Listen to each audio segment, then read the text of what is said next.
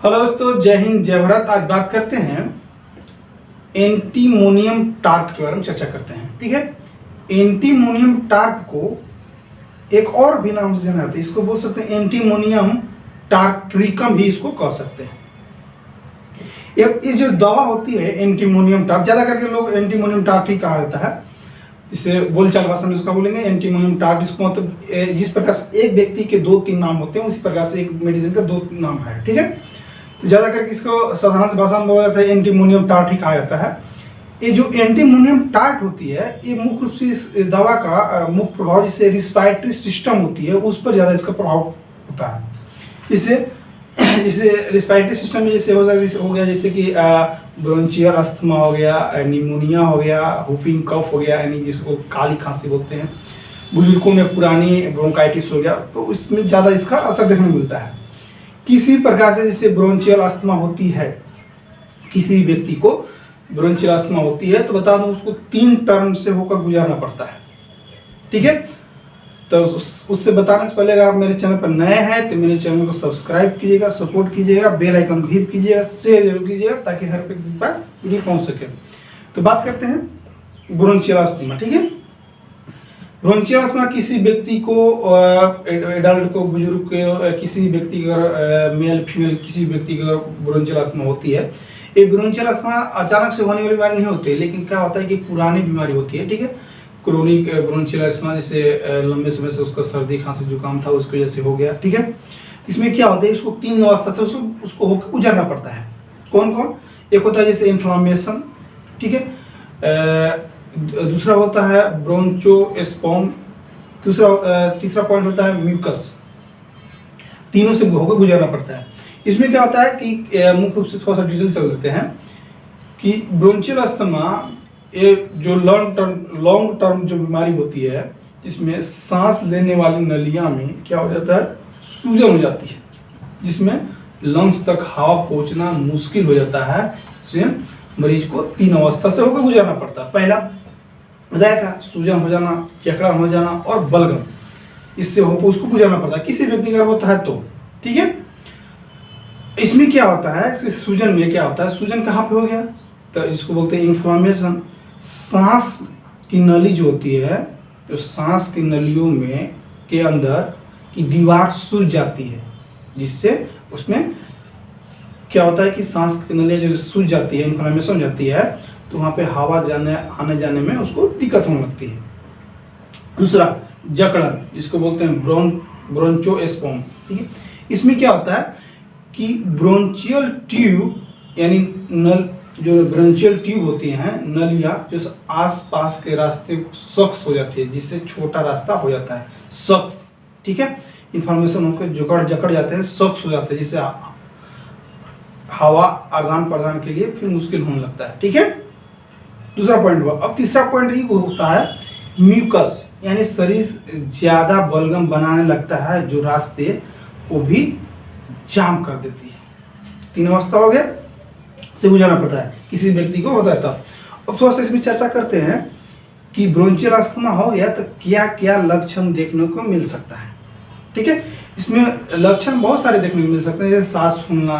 ठीक है, सांस फूलने के साथ साथ जैसे सीटी जैसी आवाज आना, ये सब बहुत सारे आपको इसमें लक्षण देखने को मिलता है। इसे लक्षण में ये होगा आपको कि सांस फूलना यानी वो बोलते हैं शॉर्टनेस ऑफ द ब्रेथ, खास करके ये तब रात में होगा या सुबह में होगा, आपको देखने को मिल सकता है।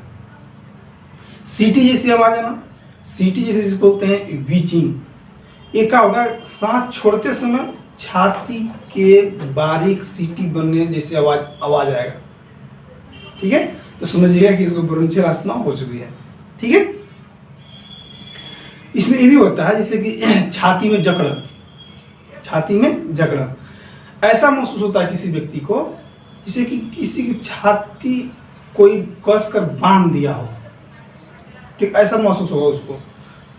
और भी जैसे लगातार खांसी होने के साथ साथ खांसी का बलगम के साथ साथ आना, जैसे रात में ज़्यादातर खांसते बैठ जाना। ठीक है, करवट लेके जैसे खांस रहे या सीधा होकर खांस रहे लेटे तो अचानक से बैठ जाना, तो समझिएगा उसको दिक्कत है। तो थोड़ा सा चर्चा करते हैं कि जो ब्रोंचियल अस्थमा होती है ये होने के कारण क्या है।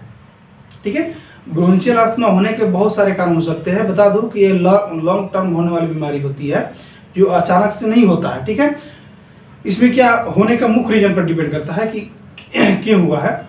उसका जैसे बता दूं कि आपको बहुत सारे रीजन हो सकते हैं होने का, जैसे धूल मिट्टी से हो सकता है, धुआं से हो सकता है, धुआं सिगरेट से हो सकता है, या प्लांट एरिया में आप ज़्यादा रह रहे हैं जहाँ पे वायु प्रदूषण ज़्यादा हो रही है तो वहाँ भी रह रहे तो आपको हो सकता है।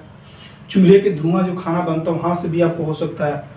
मौसम में अचानक से बदलाव हुआ तो उसकी वजह से हो सकता है। ठंडी हवा की वजह से भी आपको हो सकता है, ठंडी हवा की वजह से भी आपको हो सकता है। एलर्जी, इसे एलर्जी का हुआ जैसे फूलों, जो फूल होते हैं ना, ठीक है, फूलों के परागकण जिसको बोलते हैं पोलेन, या धातु के जैसे जानवरों के बाल से होने वाले एलर्जी हो सकता है। ठीक है, और ज़्यादातर भी इसमें ऐसे भी होता है एलर्जी से मानसिक तनाव।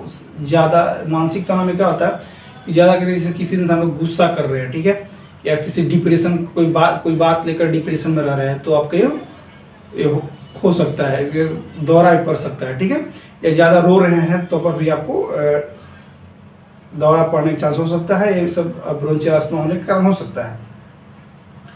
अब थोड़ा सा चर्चा करते हैं कि जो मैं बात किया था एंटीमोनियम टार्ट मेडिसिन के बारे में, कब लेनी चाहिए।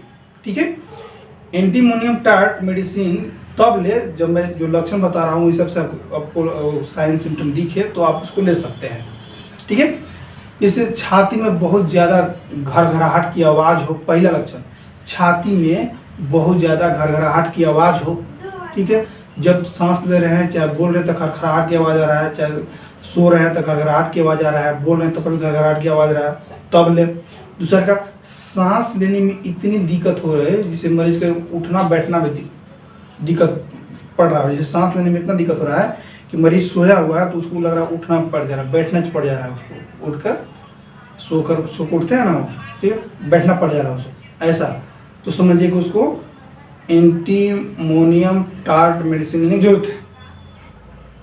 सबसे और लास्ट सिम्टम ये बता दूं कि खांसी के साथ बहुत कमजोरी और सुस्ती जो मरीज के हो रहा हो। ठीक है, 3 ही सिम्टम मैं बता रहा हूँ, ज़्यादा नहीं, 3 सिम्टम हो तो आप एमोनियम टार्ट मेडिसिन का ले सकते हैं। कौन कौन? पहला, छाती में बहुत ज़्यादा घरघराहट की आवाज़ हो। दूसरा, सांस लेने में इतनी तकलीफ हो कि मरीज को उठना पड़ जा रहा हो, बैठना पड़ जा रहा हो। ठीक है, तीसरा पॉइंट, खांसी के साथ बहुत कमजोरी या सुस्ती महसूस कर रहे हैं तो आप ये मेडिसिन ले सकते हैं। तो चर्चा करते हैं कि कितने कितने पोटेंसी में आते हैं। ये मुख्य रूप से 3 पोटेंसी में, जैसे लोअर पोटेंसी, मीडियम पोटेंसी और हायर पोटेंसी में आती है। जैसे लोअर पोटेंसी में जैसे 3x, 6x, 12x में ये मुख्य रूप से मेडिसिन में आती है। ठीक है, छोटे छोटे गोलियां आती है, उसको यूज कर सकते हैं लोअर पोटेंसी में। ठीक है, जैसे खास करके बलगम आपको नहीं निकल रहा उसको जैसे आप ले सकते हैं, कफ कोल्ड हो तो आप इसको ले सकते हैं। 200 पोटेंसी, 30 पोटेंसी और 200 पोटेंसी, ये सर्दी, खांसी, सांस फूलने जैसा हो। ठीक है, तो इसको दिन भर में या जीभ पर 2 दिन में 2 या 3 बार ले सकते हैं, 2 बूंद दिन में 2-3 बार इसको ले सकते हैं। अब बात करते हैं हाई पोटेंसी। हाई पोटेंसी में क्या होगा कि हाई पोटेंसी में मुख्य रूप से 1 AM, 10 AM ये सब आती है। तो इसमें मुख्य रूप से शारीरिक लक्षण और मानसिक लक्षण को देखते हुए ये पोटेंसी यूज किया जाता है। तो मेरा कहने का मतलब ये है कि जैसे आप तो लोअर पोटेंसी, मीडियम पोटेंसी ले रहे हैं, लेकिन हायर पोटेंसी लेने से पहले आपको क्या करना होगा कि अपने जो नज़दीकी डॉक्टर होते हैं, ठीक है, उनसे जो ज़रूर संपर्क कीजिए, जो हम बीच में किए हुए होते हैं। ठीक है, उनसे ज़रूर सलाह लेकर ही मेडिसिन हायर पोटेंसी में लीजिएगा। ठीक है, ठीक है दोस्तों, अगर किसी प्रकार से डाउट हो तो एक बार कमेंट करके जरूर बताइएगा, उस डाउट में पूरा करने की कोशिश करूँगा। ठीक है, थैंक यू, बाय, जय हिंद।